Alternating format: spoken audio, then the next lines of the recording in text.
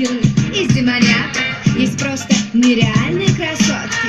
Они и задают параметры высокой моды. С них ничего особо ты ведь не возьмешь. И очень часто ты их просто не поймешь.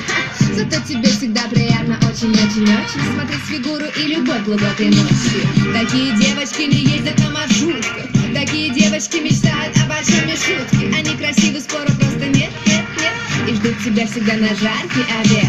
Пау-пау, мы такие девочки. Пау-пау, блондинки и брюнеточки. Пау-пау, шлю парням всем привет. Но не обольщайтесь на такой сюжет.